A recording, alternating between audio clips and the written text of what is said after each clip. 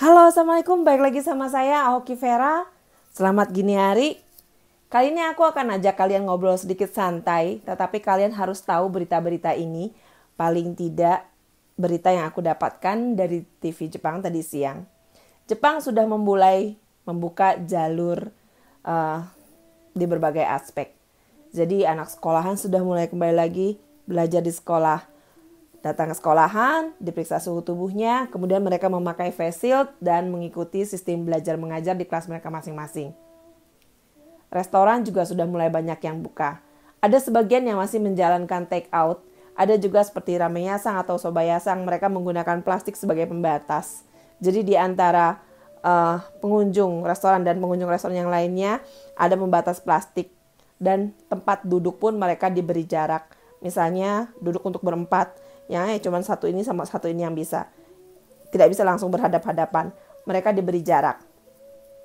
Begitu juga di kereta dan di tempat yang lain-lain. Di airport, di tempat mengantri, mereka diminta untuk membuat jarak 2 meter. Ingat ya, bukan 1 meter, tapi 2 meter. Seperti itu. Nah, begitu juga di Jerman. Di Jerman juga sudah mulai membuka lagi jalur mereka. Di Jerman minggu-minggu kemarin sempat ada kerusuhan. Kenapa rusuh? Karena lockdown yang diperpanjang dan diperpanjang lagi. Kenapa mereka rusuh? Ya karena perekonomian akan mati. Aku ambil contoh yang simple aja. Ini sebuah pulpen ya.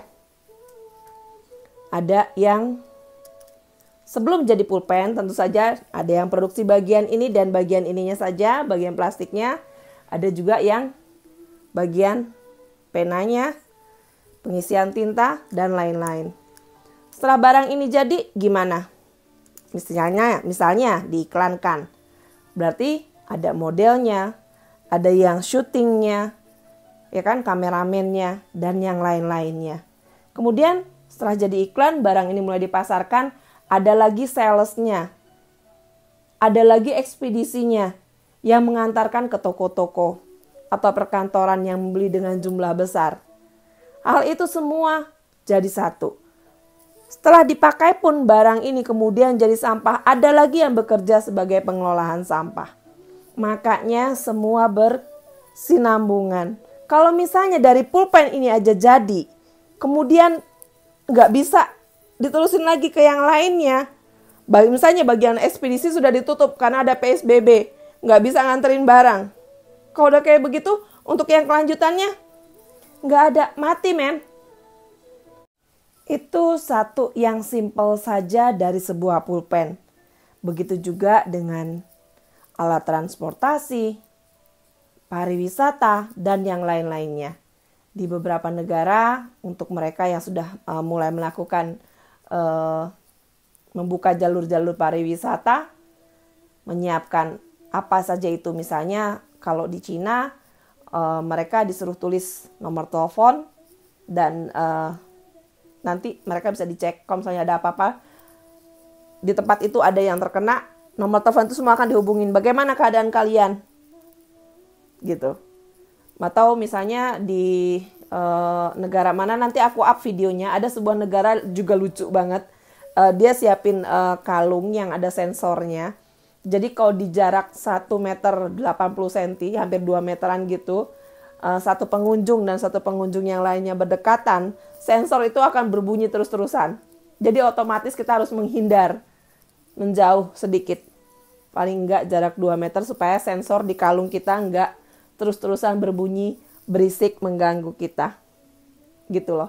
Jadi hal-hal yang seperti inilah. Makanya kemarin Pak Jokowi sempat mengeluarkan statement, bersahabatlah dengan COVID.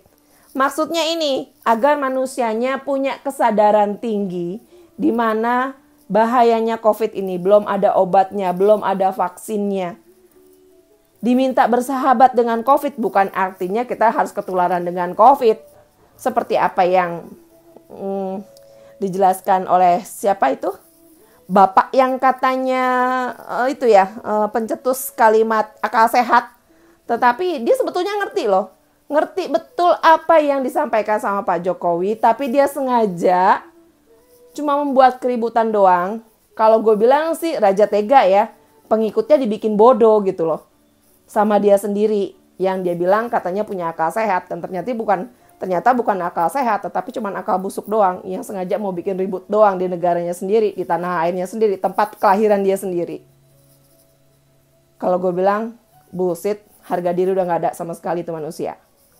Oke, lepasin orang satu itu, kita gak usah terusin lagi yang itu. Kita bahas yang lain aja. Indonesia akan mulai membuka lagi hidup baru. Kita hidup bersama dengan COVID. Tetapi bagaimana caranya supaya kita nggak ketularan sama COVID? Kita ikuti anjuran pemerintah. Masker, kalau bisa pakai face shield. Misalnya kamu biasa belanja di toko bahan pokok, di toko apa? Kamu minta nomor teleponnya, bisa nggak pesan via WA? Antar pakai GoSend atau pakai ekspedisi. Kalau semua tingkat kesadarannya tinggi, insya Allah Indonesia akan bisa melewati tahap-tahap yang tentu saja sulit bagi negara kita. Bukan hanya negara kita aja sih, semua negara yang terkena dampak COVID. Inggris, London misalnya. Kamu tahu kan Ashley Furniture? Itu UK punya. Mereka pecat 3.000 pekerja mereka loh. Di Jepang juga gitu. Pramugari Ana, semuanya kerjanya sekarang bantuin di kelurahan untuk isi formulir orang-orang yang terima bansos. Habis apa lagi? Makanya sekarang jalur sudah mulai dibuka lagi. Bahkan Tokyo Tower mulai besok sudah mulai bisa terima wisatawan lagi. Tapi untuk sementara ini masih 11 negara yang ditolak untuk masuk ke Jepang. Untuk sementara waktu.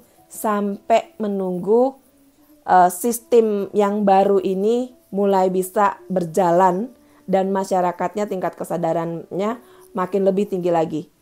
Jepang jujur loh, angkat jempol. PSBB-nya berhasil total. Terakhir malah cuman 9 orang pasiennya. Akhirnya semua dibuka jalurnya. Dan aman-aman aja sampai sekarang. 1, itu dia kuncinya. Tingkat kesadaran masyarakatnya dan Pemdanya yang kerja keras. Jadi manusianya juga nggak usah bolak-balik nungguin perintah. Nggak usah bolak-balik nunggu ini. Dari sini sendiri. Bagaimana caranya untuk menjaga dirinya tetap sehat, otomatis sudah menjaga kesehatan semua keluarga yang ada di rumah.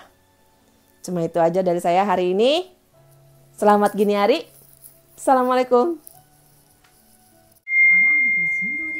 Ini di Italia. Jadi museum udah buka dan setiap orang yang masuk dipasangin kayak kalung sensor gitu. Kalau deketnya sampai 180 cm, hampir 2 meter gitu, alarmnya langsung bunyi. Jadi harus menjauh, baru alarmnya berhenti berbunyi.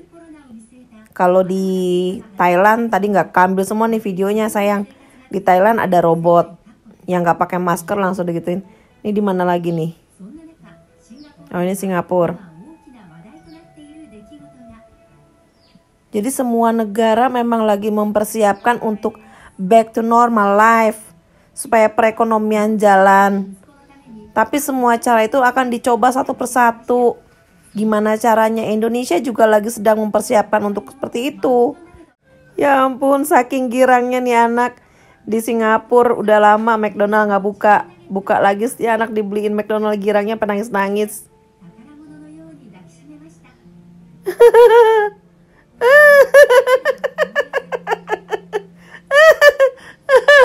Saking kira nggak bisa makan jajanan McDonald lagi. Ya ampun nak.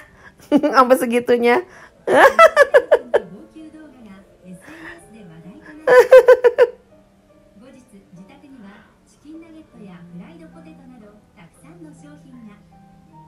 Dapat hadiah dari McDonald. Videonya viral di Singapura, langsung dapat hadiah dari McDonald. Dianterin banyak nugget katanya.